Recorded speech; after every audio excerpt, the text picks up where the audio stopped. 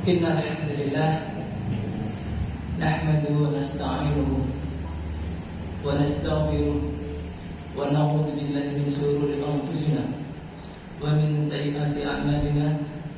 May yahdihillahu fala mudilla lahu wa may yudlil fala hadiya lahu. Asyhadu an la ilaha illallah wahdahu la syarika lahu wa asyhadu anna Muhammadan 'abduhu wa rasuluh. Qala ta'ala fil kitabil karim, a'udzu billahi minasyaitonir rajim, wa qulu mimma razaqakumullahu halalan thayyiban wattaqullaha alladzi antum bihi mu'minun. Yang saya hormati takmir sekaligus panitia pengajian rutin, saya ucapkan terima kasih juga. Panitia sudah bekerja maksimal sehingga mudah-mudahan acara rutinan tiap akhir bulan berjalan dengan baik dan lancar. Saya ucapkan terima kasih juga para hadirin jamaah sholat isya sekaligus kajian rutin akhir bulan, baik itu bapak dan ibu. Saya ucapkan terima kasih. Mudah-mudahan kita senantiasa bisa melakukan kajian positif seperti ini secara istiqomah. Marilah tak lupa kita panjatkan syukur kepada Allah Subhanahu wa taala, di mana kita senantiasa beri kesehatan, kenikmatan, taufik hidayah sehingga kita bisa mengikuti kajian ini dalam keadaan sehat walafiat. Salawat serta salam juga senantiasa tercurahkan kepada junjungan kita Nabi besar Muhammad SAW yang telah memberikan petunjuk kepada kita dari jalan kegelapan menuju jalan yang telah menerang, yakni agama Islam. Bapak Ibu sekalian yang berbahagia, berkaitan dengan kajian kali ini sesuai dengan bidang yang saya ikuti, yaitu bidang kesehatan. Sebenarnya permintaan dari Ketua Takmir Bapak Umar untuk kajian kali ini kita membahas masalah penyakit. Sementara untuk kajian kali ini adalah penyakit kencing manis, karena banyak sekali kasus kencing manis yang dulu hanya diderita oleh kalangan tua, sekarang anak-anak muda juga bisa terserang penyakit kencing manis akibat pola makan dan gaya hidup. Baik, hadirin sekalian yang berbahagia,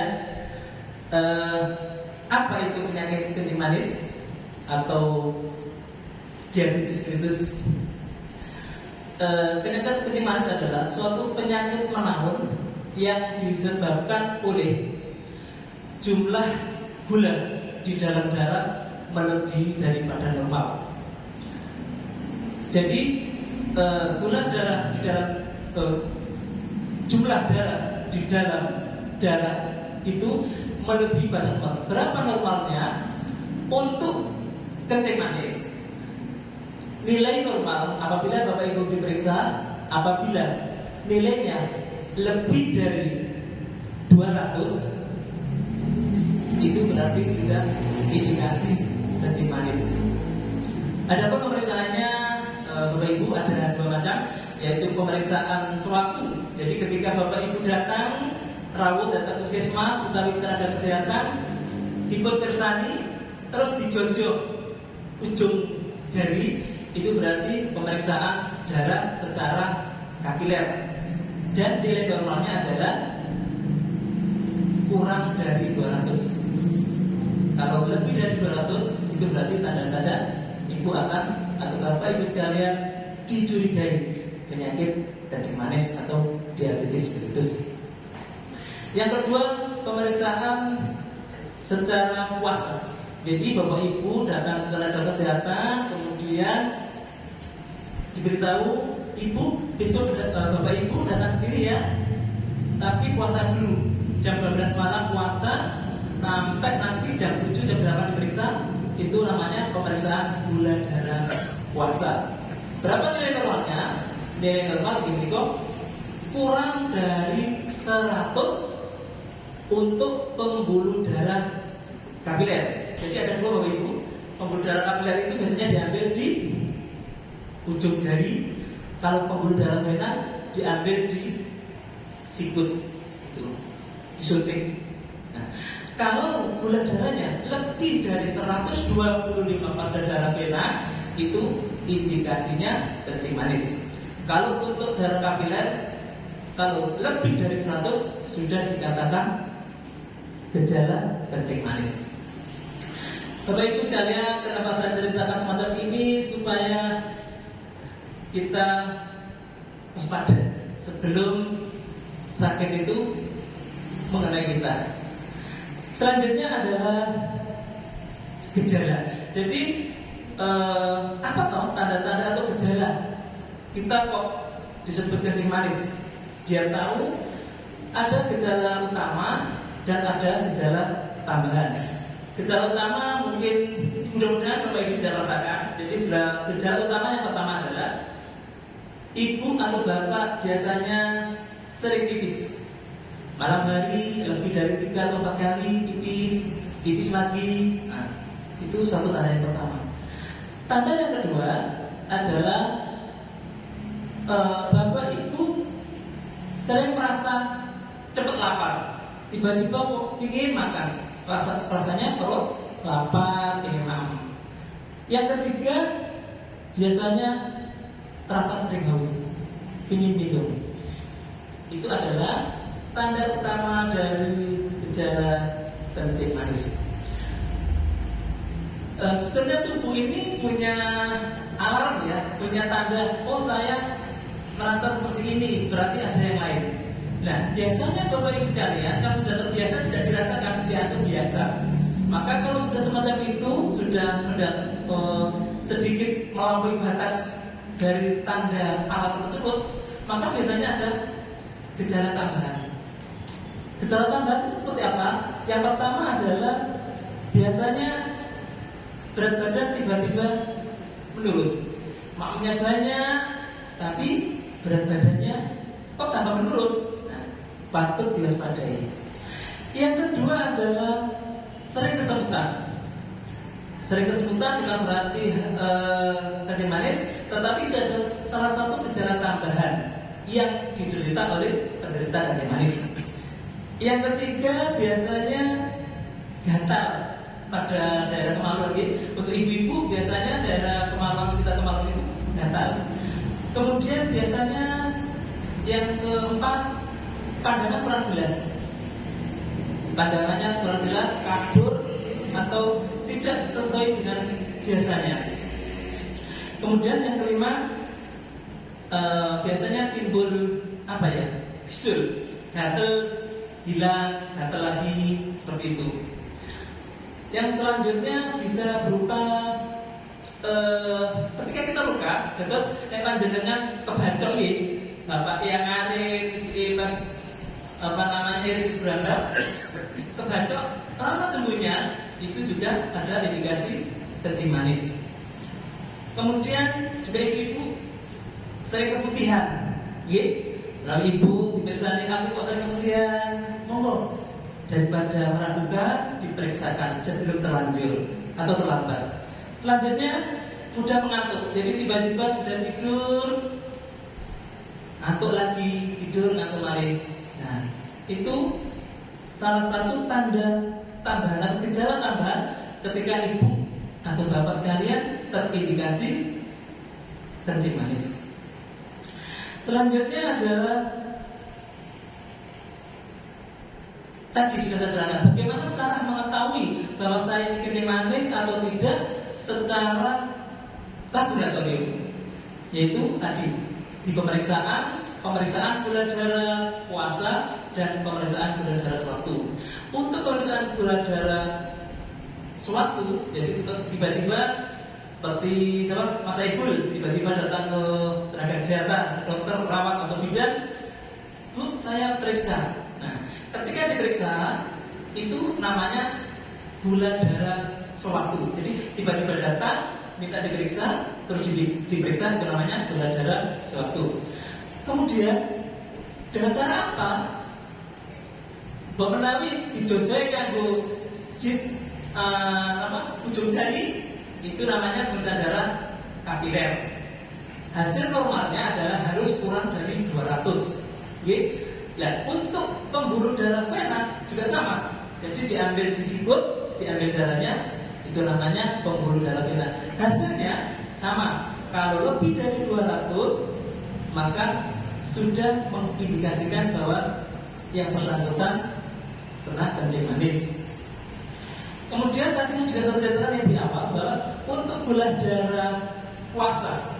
Jadi ketika Bapak Ibu mau periksa 1 hari sebelumnya jam 12 malam sudah puasa, tidak makan, tidak minum. Setelah itu pagi harinya datang ke tenaga kesehatan diperiksa. Nah, itu yang namanya pemeriksaan gula darah puasa. Hasilnya beda. Untuk pemeriksaan darah kapiler atau yang ujung jari sini, hasilnya harus kurang dari 100. Untuk yang di sikut, hasilnya adalah kurang dari 126. Jadi dengan mengetahui hasil itu kita bisa berhati-hati. Oh ya, saya ada indikasi untuk kencing manis atau peringatan bahwa harus lebih berhati-hati. Kemudian faktor atau resiko penyakit diabetes mellitus itu ada yang faktornya bisa diubah, ada yang faktornya tidak bisa diubah. Jadi Bapak Ibu, untuk faktor yang tidak bisa diubah, usia. Jadi waspada Bapak Ibu, rata-rata semua sudah di atas 40 ya. Kita lihat aja itu. Mas Saiful 60. 60. Mas Saiful 40 ini.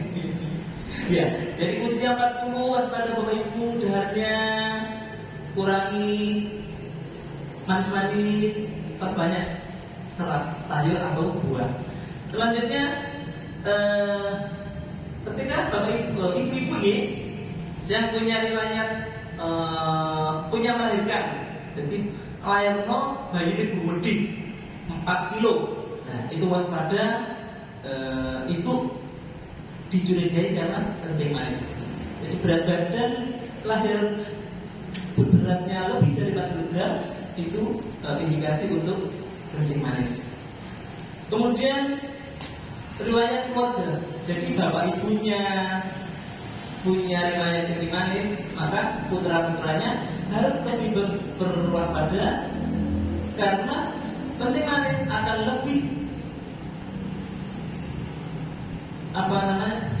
lebih terkena oleh keluarga yang punya riwayat kencing manis juga.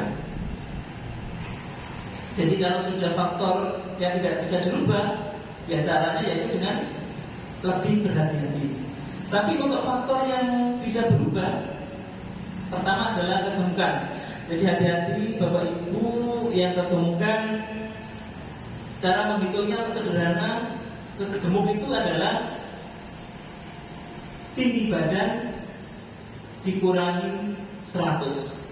Kalau tinggi badan kita 160, berarti berat badan kita antara sekitar 60 sampai 65. Itu berat badan ideal. Jadi lebih mudahnya seperti itu Bapak Ibu. Dulku 100 lidah, berarti paling tidak supaya tidak kegemukan, maka berat badan saya antara 60 sampai 65.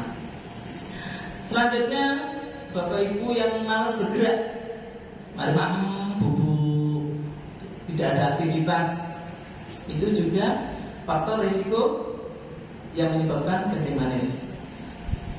Selanjutnya kelebihan kolesterol. Jadi alhamdulillah ini ada program itu ya, ada pemeriksaan gratis. Jadi nanti kita bisa melihat, memantau, sehingga dengan begitu kita bisa lebih berhati-hati. Oh ya, ternyata gula darah saya sekian. Karena gula darah juga kolesterol tinggi juga menyebabkan kencing manis. maka diperiksalah kolesterolnya. Oh, ternyata kolesterol saya juga tinggi, maka saya harus berhati-hati, saya harus berwaspada supaya tidak jatuh ke dalam penyakit kencing manis. Kemudian yang selanjutnya adalah makanan Bapak Ibu yang sering senangannya manis, makan manis, minum manis, apa namanya, coklat, es krim, pokoknya manis-manisan. Terus terlalu banyak lemak, itu kurang baik. Yang betul malah dikurangi manisnya, ditinggikan seratnya, diperbanyak makan sayurnya. Masalahnya daerah Pantura itu sebenarnya nggak suka sayur ya. Ikan sebenarnya, ikan kok, ikan tidak masalah. Yang penting tidak terlalu asin.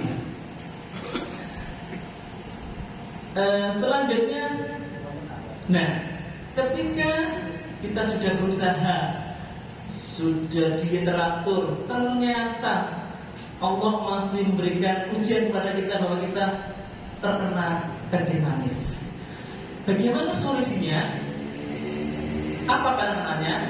Yang pertama, Bapak Ibu sudah rajin datang ke puskesmas, ke tenaga kesehatan, ke rumah sakit untuk memeriksakan cek up secara dini. Bulan darah berapa ya bulan ini? Jadi istilahnya itu karena di Bapak Ibu, kencing manis sampai saat ini belum bisa disembuhkan. Istilahnya hanya terkontrol. Makanya kencing manis itu obatnya harus diminum seumur hidup. Nah, supaya tidak terjadi efek samping atau komplikasi, maka aturan-aturan tersebut ditaati oleh seseorang atau penderita penyakit diabetes. Yang kedua adalah selalu check up ya, setelah konsultasi, kemudian check up, kemudian melakukan latihan fisik secara teratur. Jadi Bapak dan Ibu itu kadang salah persepsi. Maksudnya gini, aku mau nyapu, terus gerak seorang-orang. Nah, itu adalah gerak, tapi tidak melakukan latihan. Latihan itu adalah BBTT, benar, terukur, teratur dan teratur. Maksudnya gini, ketika kita latihan ada hitungannya 1, 2, 3, 4. Ada waktunya 2 sampai 3 menit. Kemudian ada gerakan yang berulang-ulang, teratur. Nah, itu adalah suatu gerakan atau exercise latihan supaya ada aktivitas. Ketika kita melakukan aktivitas, maka terjadi pembakaran. Nah, pembakaran yang dilakukan oleh tubuh, pembakaran itu adalah karbohidrat itu, ada karbohidrat, ada nasi. Nah, ketika itu dibakar tenaga, maka tidak mengendap ke dalam darah, tidak mengendap ke dalam tubuh kita, sehingga bisa dimanfaatkan tenaga tersebut sehingga tidak mengendap ke dalam darah yang menyebabkan kita menjadi kencing manis. Selanjutnya, kita harus mengonsumsi obat secara teratur. Obatnya harus diminum secara teratur supaya tidak terjadi apa yang disebut dengan hipoglikemi. Jadi kekurangan darah atau kelebihan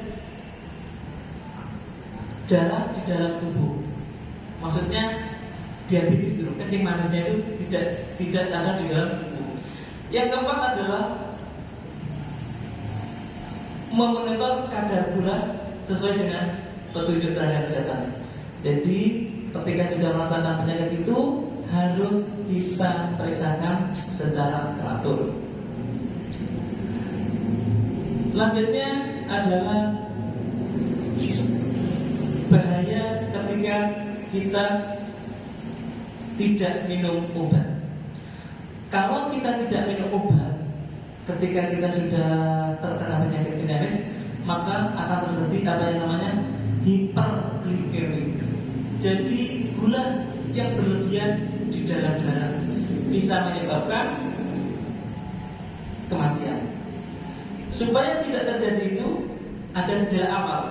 Jadi kalau Bapak Ibu mungkin punya saudara atau keluarga atau tetangga yang punya gejala, yang sudah punya kencing manis tapi punya gejala. Pertama, mulut tiba-tiba terasa kering, mulut dan bibir terasa kering, kemudian kepala pusing, sering terasa haus, kemudian penglihatan menjadi kabur, kemudian terus sering kencing, maka berhati-hati atau segera diperiksakan. Karena kalau sudah demikian itu sangat berbahaya sekali dan butuh penanganan khusus supaya tertangani dengan baik. Bapak Ibu sekalian, kencing manis ini kelihatannya sederhana, tapi sangat kompleks. Dalam arti penyakit ini kalau tidak ditangani maka akan menyerang kepada organ-organ tubuh yang lain. Bisa menyerang kepada gangguan makan atau dalam bahasanya retinopati diabetik. Jadi terjadi gangguan pada penglihatan. Yang kedua, bisa menjadi kalau ke jantung bisa menjadi penyakit kardiovaskuler atau penyakit jantung. Kemudian kalau penyakit ginjal bisa terjadi neuropati diabetik atau gangguan ginjal. Kalau sudah ke saraf, ke kaki, biasanya sampai terjadi amputasi. Jadi hati-hati, tolong diperhatikan karena kasusnya banyak sekali Bapak Ibu. Senyum yang belum terjadi pada kita, maka lebih baik kita menjaga kesehatan. Menjaga kesehatan jauh lebih baik daripada mengobati. Bapak Ibu sekalian, selanjutnya adalah supaya tidak terjadi komplikasi tersebut, apa yang harus kita lakukan? Pertama, harus minum obat secara teratur. Jadi obat yang diberikan oleh tenaga kesehatan harus diminum secara teratur. Yang kedua, harus memeriksakan diri secara teratur juga. Bisa 1 bulan sekali minimal. Jadi diperiksa, dilihat kadar gulanya, kalau tinggi dosisnya naik, kalau rendah dosisnya dikurangi. Yang ketiga, makanan sehat. Jadi makanan sehat itu gini Bapak Ibu ya. Piring itu kita bagi 4. Kita bagi 4. Untuk yang setengah itu isinya sayur dan buah. Kalau kita orang Pantura itu separuh itu nasi semua ya. Yang benar adalah separuh itu sayur dan buah. Baru yang bawahnya itu ada ikan. Seperempatnya itu ikan mineral, kemudian seperempatnya lagi nasi, gandum dan sejenisnya.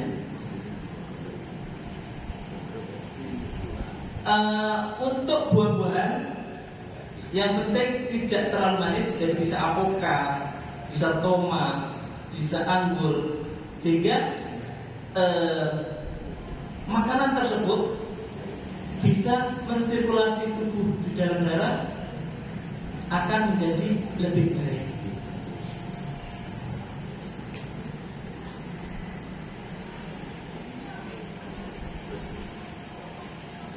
Dan untuk Bapak Ibu yang barangkali ada keluarganya atau dirinya sendiri yang sudah terkena, tolong hindari makanan yang pertama yang manis-manis. Yang kedua, perbanyak kurangi makanan yang mengandung banyak lemak. Karena nanti kalau sudah banyak lemak, kolesterol tinggi juga berakibat kencing manis. Kemudian kurangi makanan yang asin-asin. Ini perlu diwaspadai karena orang Pantura itu sukanya manis-manis ya. Manis, asin, pedes itu paling senang. Kadang kalau manis itu senengannya es krim, ditambah coklat, ditambah roti, ditambah selai, terus pokoknya manis kayak sini. Nah, itu yang menyebabkan pola hidup yang tidak baik, sehingga bisa menyebabkan kerugian atau kesehatan pada kita. Barangkali demikian Bapak Ibu, dan sebagai bahan informasi selanjutnya, insya Allah nanti setelah kajian seperti ini atau pemaparan tentang ilmu, nanti ada ditindaklanjuti dengan pemeriksaan dan pengobatan gratis insya Allah. Panitianya tanyakan Mas Rozak. Tanggal 2. Tanggal 2 ya, insya Allah tanggal 2. Bisa. Tempatnya di sini Bapak Ibu. Tiap bulan tiap tanggal 2 Habis sisa. setelah Isya. Setelah Isya. Jadi ditabari semua tetangga, keluarga, untuk umum, tidak untuk jamaah saja. Mungkin itu yang bisa saya sampaikan. Menyangkut pemeriksaan. Oh iya, saya jelaskan untuk pemeriksaan gratis itu mencangkut kencing manis, asam urat, sama kolesterol, sama tekanan darah.